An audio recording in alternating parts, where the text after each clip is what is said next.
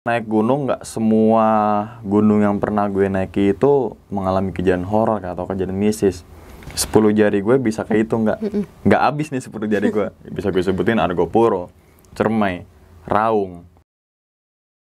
Dulu gue bekerja di salah satu pers gitu kan, yang suka nulis-nulis redaksi tuh.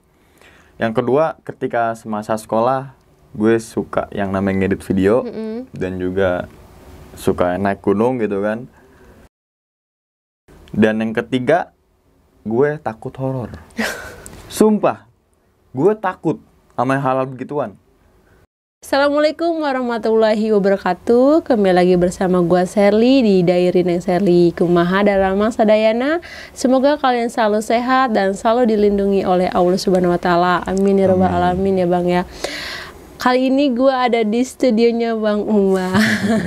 Terima kasih Bang Umang. Sama-sama, Kak. Udah mengizinkan syuting di studionya gitu. Pasti kalian banyak banget yang udah pada kenal ya sama Bang Umang. Tentunya itu.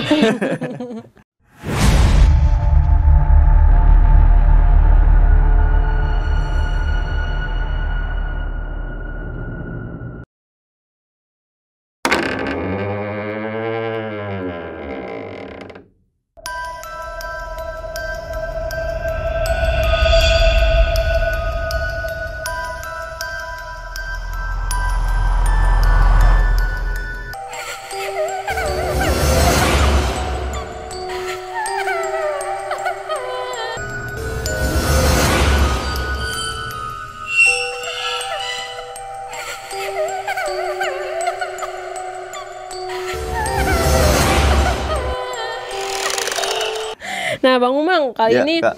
gue nggak mau lu cerita soal lu naik gunung lah atau apa. Gue pengen lebih ke profil lu aja. Oke, Gak apa-apa nih ya, boleh. kita tanya-tanya ya nggak sih? Kapan lagi gue nanya ya nggak? Oke Bang Umang, langsung aja kali ya? Boleh, Kak. Bener, Boleh. karena kan pasti udah tahu Bang Umang nih. Ya nggak, jadinya udah nggak usah perkenalan diri ya. Oke. Kita langsung aja tanya-tanya Bang Umang nih. Bang Umang, Bang Umang sejak kapan sih suka naik gunung gitu? Oke, gua suka naik gunung itu di tahun 2011, Kak. 2011 pada saat itu gue mengikuti sebuah organisasi pencinta alam. Mungkin kalau gue nggak ikut organisasi pencinta alam, mungkin gue nggak akan naik gunung kali gitu kan. Tapi karena itu kecemplung dalam dunia penggiat alam bebas, ya sampai sekarang masih aktif gitu. Mungkin sekarang nggak naik gunung ya karena PPKM lah. Kita menghargai dan menghormati peraturan tersebut gitu, Kak. Itu pas Bang Umang ini sih, pas Bang Umang berapa tahun sih? Kayaknya masih muda banget kali. Masih 5 tahun. Gue di tahun 2011. Next ya Bang Umang. Boleh. Nah pertama kali naik gunung tuh kemana tuh Bang Umang? Pertama naik gunung karena domisili di Jakarta, ke Gunung Gede, Kak. Daerah Bogor. Karena pada saat itu kan Gunung Gede itu apa ya, terdekat dan juga medannya itu bisa untuk yang mungkin Pemula ya? baru suka naik gunung lah gitu. Jadi ya gue ambil atau gue sikat lah tuh Gunung Gede. Tok cuma Gunung Gede, nggak ke Pangrango. Jadi saat itu di tahun 2011 gue naik gunung pertama kali dan ke Gunung Gede melalui jalur Putri, Kak. Dan itu jalur yang lama ya, bukan sekarang kan jalur baru tuh. Jadi di tahun 2011 tuh gue lewat jalur lama tuh. Dan alhamdulillah saat di umur sekian, saat di umur tersebut gitu kan, ya bisa gitu. Keren, langsung ya bisa. Alhamdulillah. Bang Umang itu pas naik Gunung Gede tuh, itu kan Bang Umang pemula ya kan? Itu didampingin gak sih sama yang udah seniornya gitu? Ya, didampingin, Kak. Karena pada saat itu ya, bukan pada saat itu juga, tapi harus sekarang juga ketika kita naik gunung harus didampingi lah oleh teman kita yang udah mempunyai pengalaman. Karena ya beliau lah yang mengcover kita gitu untuk dituakan lah, misalkan jangan seperti ini ya, jangan seperti ini ya, kita harus ini ya, seperti itu, Kak. Jadi nguatin kita gitu. Nah untuk bagi yang pemula nih, apa aja sih yang perlu disiapkan gitu untuk naik gunung gitu Bang? Pemula ya, gue juga bukan bermaksud untuk menggurui kayak, tapi sedikit sharing gitu kan, apa yang gue dapat. Apalagi teman-teman yang mungkin tahun belakangan ini hobi penggiat alam bebas, terutama naik gunung kan sangat drastis tinggi kayak. Jadi yang harus dipersiapkan adalah yang pertama fisik dulu. Jadi sebelum kita naik gunung, fisik itu nomor 1. Entah itu teman-teman semua lari, entah itu teman-teman semua mungkin yang ada tangga di rumah naik turun tangga gitu kan. Nah yang kedua adalah mental. Mental ini kebentuk karena keadaan. Kalau menurut gue keadaan kayak. Karena kenapa? Karena untuk ngelatih mental ini butuh proses. Ada teman-teman, bukan teman-teman tapi teman gue fisiknya dia kuat kak. Lari GBK tuh Senayan bisa sampai 10 kali dia di luar ya. Tapi ketika naik gunung mental dia kena, udah drop. Begitupun sama, mentalnya kuat, fisiknya lemah, sama juga. Jadi fisik dan mental nih harus barengin. Jadi harus sejajar gitu. Nah, selepas itu apa sih? Ya perlengkapan kak. Perlengkapan sekarang udah canggih. Zamannya teknologi udah gampang. Gak punya, minjem ke temen. Gak punya lagi, beli. Gak ada duit, diskonan. Sekarang PPKM online, gitu kan? Coba, gitu kan? Tapi perlengkapan itu ya menjadi suatu hal yang wajib kak, ketika kita bawa gitu. Misalkan teman-teman semua naik gunung tapi nggak perlengkapan, sampai bunuh diri, gitu kan? Jadi perlengkapan ini gear yang wajib untuk teman-teman semua bawa gitu. Dari perintilan aja misalkan, ya tenda dan perlengkapan kelompok pribadi itu kan wajib juga ya. Jadi ya selain tadi fisik, mental, perlengkapan dan juga sama pengetahuan kak.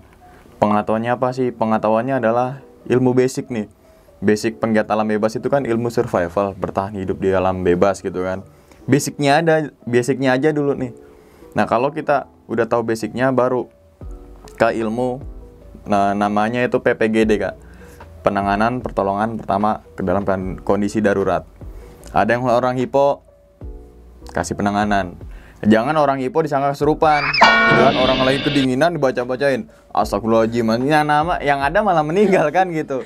Jadi selain itu semua ya beberapa elemen itu harus ada dalam sebuah pendakian kak. Kalau itu nggak ada satu pun nih, misalnya nggak ada perlengkapan bahwa ini, itu pendakiannya nggak sukses menurut gua gitu. Oke, nggak semua pendakian itu sukses, pasti ada aja kendala-kendala. Tapi ketika turun gunung, evaluasi lagi. Apa ya tadi yang kita nggak bawa? Apa ya kurang? Oh, misalnya kita nggak bawa ini nih, buah-buahan buat kebutuhan kalori. Oke, besok untuk naik gunung berikutnya bawa ya. Nah, di naik gunung berikutnya itu ya bawa itu buah-buahan gitu. Habis turun gunung itu turun lagi, evaluasi lagi. Jadi untuk kedepannya lagi ya insya Allah semua berjalan dengan aman gitu kan. Lebih ke safety gitu. Lebih ke safety, karena safety itu kan first kan. Safety first makanya kan. Oke, next nih ya bang. Boleh. Aduh, kayaknya buat pemula, buat gua gitu, gua kan belum pernah naik gunung, jadinya bersemangat lagi nih, pengen banget naik gunung sama Bang Umang gitu. Boleh. Nih, dari semua gunung yang pernah abang daki nih kan, berdaki kayak lagu aja ya. Gunung mana yang paling banget berkesan? Paling berkesan mungkin berbeda-beda kayak. Misalkan teman-teman semua ada yang beranggapan Gunung Semeru berkesan, tapi gue nggak, Gunung Gede doang nggak. Yang paling berkesan karena kenapa? Gunung Gede merupakan pendakian pertama gue. Yang kedua adalah Gunung Gede merupakan jembatan gue ke gunung-gunung lainnya. Jadi gue nggak mau ngelupain jembatan ini nih. Iya. Gue bisa ke gunung ini karena berkat gunung ini yang gue coba daki gitu. Tentang konturnya, tentang medannya gitu kan. Jadi yang paling berkesan menurut gue adalah Gunung Gede. Karena gunung itu menjadikan batu loncatan gua. Seperti itu kak. Gunung Gede guys. Gunung Gede Pangrango ya. Ntar Gunung Gede emang semua gunung juga gede kan. Terus udah berapa banyak tuh gunung-gunung yang udah Bang Umang daki? Kalau banyak masih sedikit lah kak, sama senior-senior mungkin kan. Tapi ya alhamdulillah lah gitu. Tapi nggak semua gunung yang di Indonesia udah gua coba daki gitu, enggak. Tapi alhamdulillah gitu. Karena kan setiap gunung mempunyai roh dan jiwanya masing-masing. Mantap tuh kata-katanya. Oke, next ya. Boleh. Nih, kan sekarang kan di channel Bang Umang aja kan gunung itu ada beberapa yang mengalami horor gitu. Iya. Misteri horor gitu. Betul. Kan. Ngopi horor gitu. Horror. Nah, pernah nggak sih Bang Umang pas naik gunung itu ngalamin horor gitu, ngalamin yang ketemu sama ya sosok-sosok yang ada di sana gitu?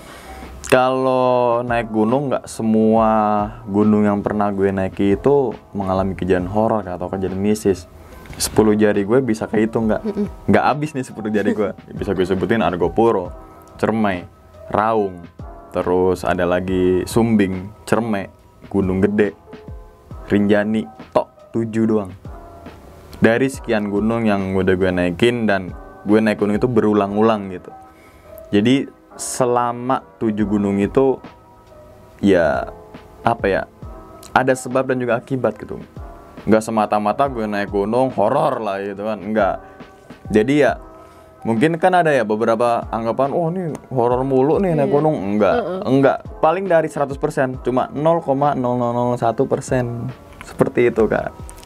Jadi nggak semuanya ya pendaki itu mengalami horor di pas naik gunung gitu. Horor kan nggak di gunung kan bukan tempat horor Kak. Iya. Lebih horor lagi jalan raya kalau gue bilang gitu. Banyak orang meninggal di jalan raya ketimbang di gunung gitu kan. Bener. Jadi menyikapi hal-hal horor ya bukan berarti itu banyak pohon, gelap tempat. Ini juga gelap nggak horor gitu kan. Ya karena ya itu sebab dan juga akibat. Mungkin karena ada sebabnya gitu, kenapa dia diperlihatkan sama sosok-sosok di sana gitu ya Bang ya. Makanya kalau misalkan mau naik gunung itu niatnya harus benar-benar baik ya Bang ya. Harus benar-benar ya udah gue pengen naik gunung, pengen menikmati alam di sana ya kan, yang begitu indah gitu kayak adab gue. Adab itu kan basic banget seseorang. Iya benar-benar. Oke, next nih Bang. Boleh. Aduh jadi ketawa-ketawa gitu guys.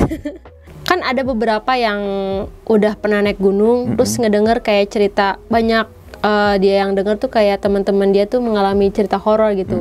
Kadang kan ada yang suka ketakutan gitu Bang ya. Dan itu cara menanggapinya gimana tuh Bang, biar kita tuh nggak takut gitu untuk naik gunung lagi? Yang pertama mungkin iman kali. Dimanapun, dalam kondisi apapun, sholat 5 waktu itu kan harus wajib ya. Dan kedua, ya tadi karena mentalnya udah terbentuk, terus juga sugesti itu juga selalu positif. Ya alhamdulillah gue bisa menangani kejadian saat itu. Karena kan yang selalu gue bilang di akhir cerita atau di akhir video gue, bahwa hal gaib itu kan muncul ketika sugesti kita buruk. Nah dan itu nggak gampang gitu, butuh proses juga. Oh gue nggak takut nih, coba depan tuh tanah kosong, coba seharian di situ, pasti kan lirik sana lirik sini. Karena sugesti kita udah berpikir ke ini horor tempat nih, ini gelap nih. Jadi sebisa mungkin walaupun tempatnya horor, pikiran kita harus positif, banyakin sholawat gitu kan. Karena ya gunung itu yang tadi gue bilang mempunyai jiwa dan rohnya masing-masing. Kita nggak tahu di tempat itu dulunya seperti apa. Ternyata tempat itu dulunya menjadi wali songo misalkan kan. Dekatkan diri kepada yang Maha Kuasa. Betul. Sama suges juga ya Bang? Suges itu nomor 1. Nomor 1 mah iman ya. Nomor 2 tuh suges. Nah gue nggak punya rasa takut, gue punya gitu.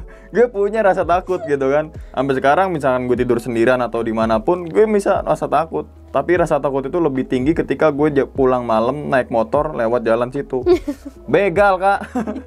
Bukan orang ya? Iya begal. Begal lebih mengerikan. Lebih mengerikan, nyata wujudnya gitu kan. Kok yang nggak nyata malah kita takut, yang nyata. Gitu tuh Kak. Oke Bang, next ya Bang ya. Bang, gue kan belum pernah naik gunung nih Bang. Pengen banget naik gunung gitu. Apa sih saran-saran untuk bagi yang pemula gitu? Yang pertama mungkin naik gunung ditemenin sama rekannya yang udah mempunyai pengalaman kayak. Entah itu baru 1 kali, 2 kali atau berapapun, tapi usahakan temannya mempunyai pengalaman.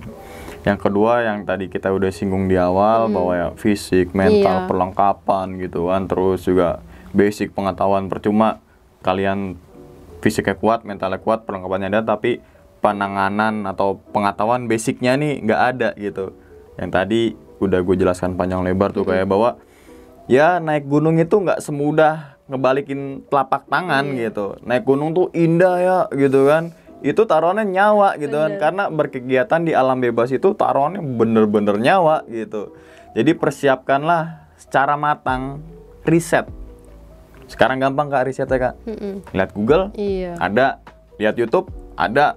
Nggak bisa belajar, lihat YouTube, ada lagi. Semuanya ada di YouTube. Semuanya di YouTube. Bukan ketimbang ya, tapi tergantung teman-teman semua nih mau belajar apa enggak. Iya benar. Kalau enggak, jangan sesekali untuk mencoba. Kan gitu. Analoginya sederhananya adalah ketika ujian deh. kita nggak belajar ya jangan salahkan ketika abis ngisi itu nilainya jelek. Sama, kita nggak belajar ketika naik gunung ada insiden kejadian, ya jangan salahin gunungnya, diri kitanya nih gitu sih Kak. Udah safety belum, udah itu. Niatan bener-bener apa belum ya, betul. Kayak gitu. Oke Bang Umang, next lagi ya Bang Umang ya. Nah Bang Umang kan punya YouTube nih yang bener semua orang juga udah tahu kan. Sumar Adi Wijaya, siapa yang nggak kenal? Ya nggak sih, gue juga beruntung bisa ketemu Bang Umang gitu kan, bisa collab sama Bang Umang gitu. Bang Umang dari kapan sih bikin konten YouTube? Bikin konten YouTube tuh sebenarnya sedih juga sih nih. Jadi ketika di tahun 2020 Kak, ya negara kita kan mungkin bukan negara kita ya, tapi seluruh dunia ya mengalami penyakit dunia atau entah wabah lah, yaitu virus corona. Curuna, congorna gitu kan. Nah, nggak cuma 1-2 orang aja nih yang di-cut dari perusahaannya, termasuk gua gitu. Jadi sebenarnya ada hikmah tersendiri bagi gua Kak, datangnya corona gitu. Sambung lagi deh dulu. Awalnya itu ketika gue di-cut dari perusahaan, gue pusing gitu kan, sedangkan ya kebutuhan sehari-hari itu kan harus ya. Iya. Entah itu minimal rokok, makan dan lain sebagainya, ngopi. Gimana caranya yang gue suka tapi menghasilkan uang gitu. Setiap naik gunung gue selalu mengabadikan momen Kak. Selalu gue bawa kamera. Jadi kamera itu bukan pertama kali gue nge-YouTube ya, tapi sebelum YouTube kamera tuh udah ada gitu. Gue coba gitu naik gunung.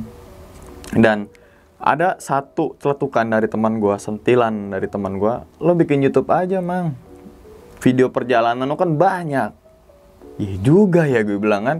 Dari situlah gue coba terjun dalam YouTube tuh Kak. Gue pertama nggak ngerti apa-apaan Kak, bener, maksudnya nggak ngerti dalam per-YouTubean lah.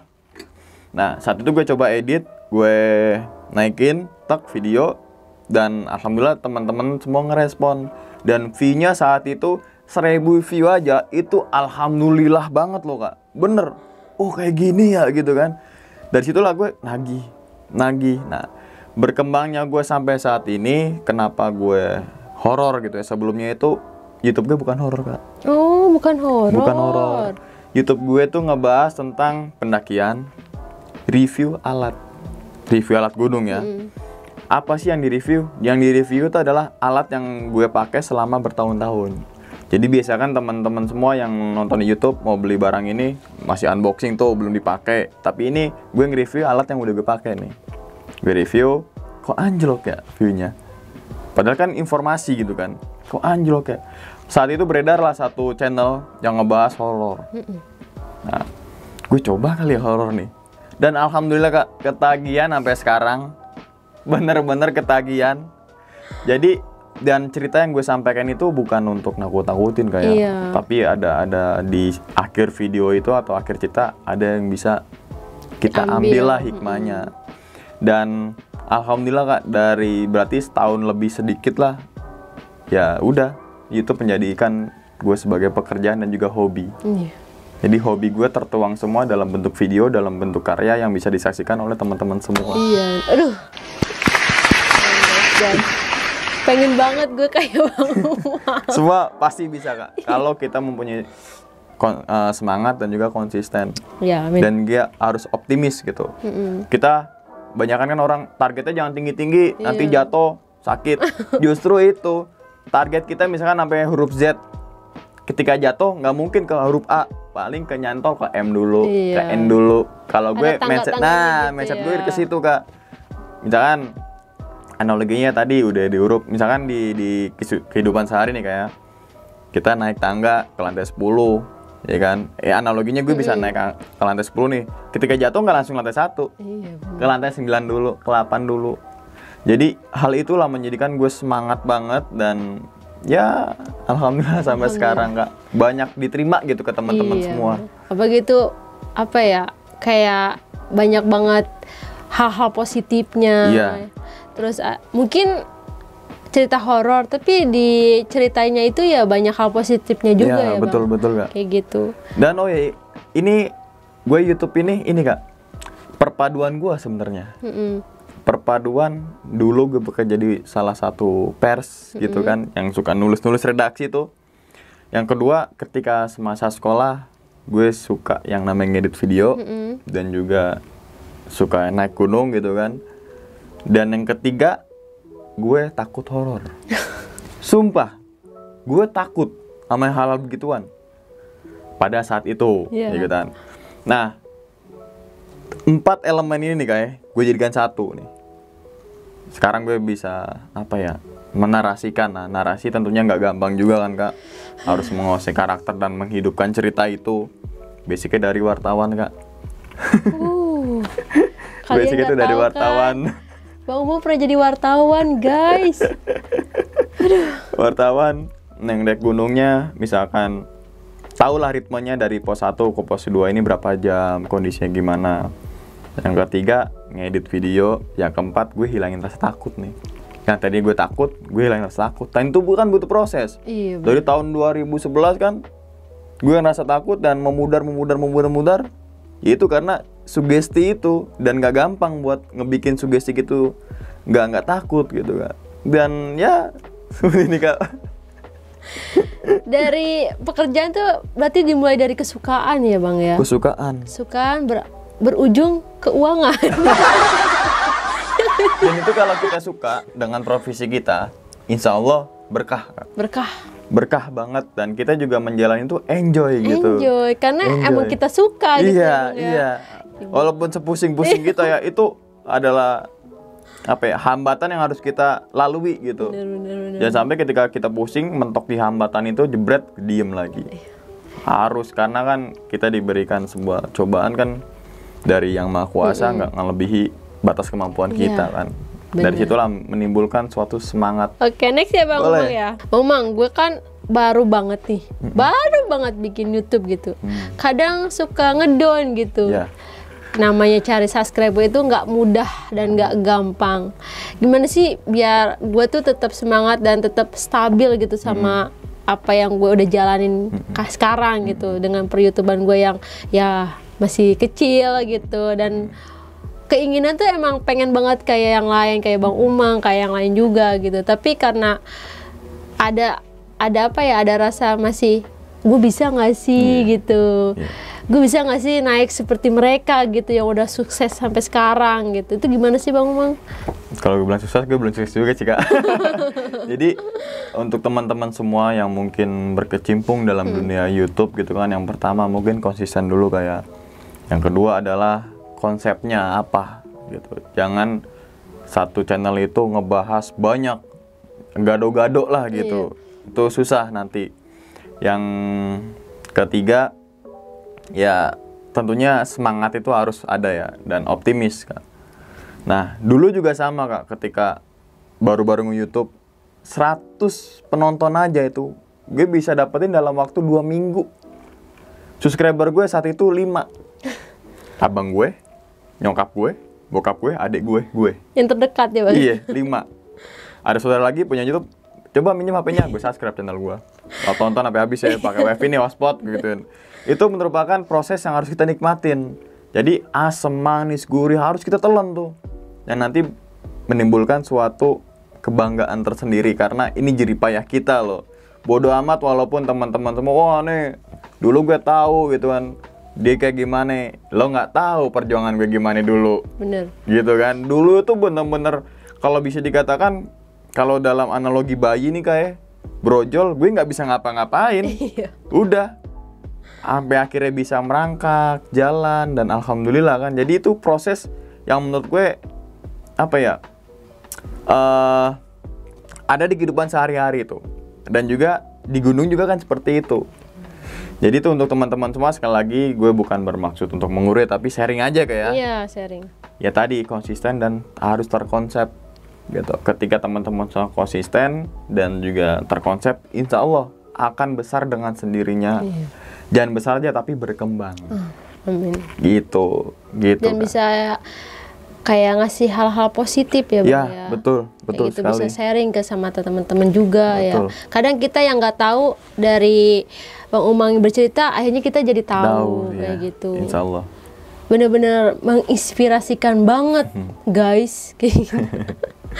Bang Umang, aduh terima kasih banget nih udah Sama-sama, mau Kak Sherly. mampir ke Diary Neng Sherly, dan udah terima kasih juga udah disediain studionya juga kan, numpang guys, nggak apa-apa ya. Untuk teman-teman nih yang belum tahu Bang Umang punya YouTube, namanya apa Bang? Sumar Adi Wijaya. Iya, langsung aja kepoin, semuanya ada di situ, tentang horor-horor apapun itu semuanya ada. Jadi kalian langsung aja ke channelnya Bang Umang untuk kepo-kepo, dan orangnya juga tentu aja boleh aja dikepoin. Tapi udah punya pacar ya. Insya Allah. Untuk ciwi-ciwi, kesian deh lo. Oke Bang Umang, terima kasih. Sama-sama, Kak Sebelumnya Sherly. maaf nih udah ganggu waktunya Bang Umang. Semoga Bang Umang selalu sehat, Amin ya Allah. selalu sukses, Amin. dan semoga kita semuanya yang dalam keadaan sakit semoga cepat disembuhkan ya Bang Umang, dan orang-orang yang sedang sakit tetap jaga kesehatan. Oke, terima kasih untuk kalian. Dan untuk orang-orang yang belum subscribe, tolong di-subscribe, di-like, comment, share ke teman-teman kalian, dan semoga kita dalam keadaan sehat terus. Amin. Amin ya rabbal alamin. Terima kasih untuk semuanya. Wassalamualaikum warahmatullahi wabarakatuh. Waalaikumsalam.